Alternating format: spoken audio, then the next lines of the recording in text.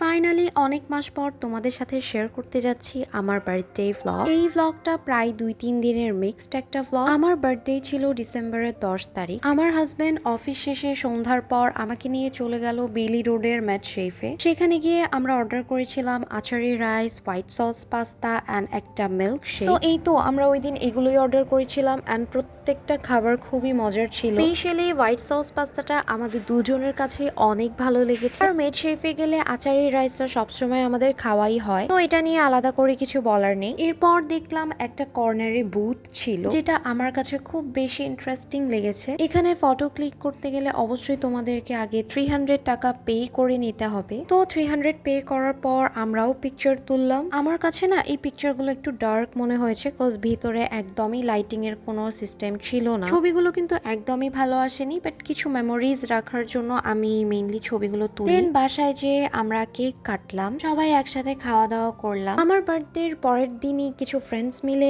আমরা চলে গেলাম চিড়িয়াখানায়। এটা এত বোরিং একটা প্লেস, লিটারেলি আমার অনেক বোরিং লাগছিল ওখানে যে। ওই দিন অনেক গরম ছিল আর আমরা খুব একটা বেশি ঘোরাঘুরিও করি। চিড়িয়াখানা থেকে ডিরেক্ট চলে গেলাম আমার আম্মুর বাসায়। আর যেই দেখি আম্মু একটা বিশাল আয়োজন করে রেখেছে আমার জন্য। অনেক মজা মজা করে বিরিয়ানি খাওয়ার পর কিছু গেস্ট ছিল আমাদের বাসায়, তাদের সাথে উনো খেলছিলাম আর মোমোস খাচ্ছিলাম। সন্ধ্যায় আমার অনেক মন চাচ্ছিল একটু বাইরে গিয়ে চা খেতে। আমার বাসার পাশে এই গার্ডেনটা, আমি এই বাগানটা একটু ঘুরে ঘুরে দেখছিলাম আর চা খাচ্ছিলাম। বাসায় গিয়ে দেখি ডিনারের জন্য মা নান আর গ্রিল করেছে, and it was finger licking good. আমার মায়ের হাতের সব রান্নাই অনেক মজার হয় মাশাআল্লাহ। যাই হোক, আমার আজকের ব্লগটা আমি এখানেই শেষ করছি। আল্লাহ হাফিজ।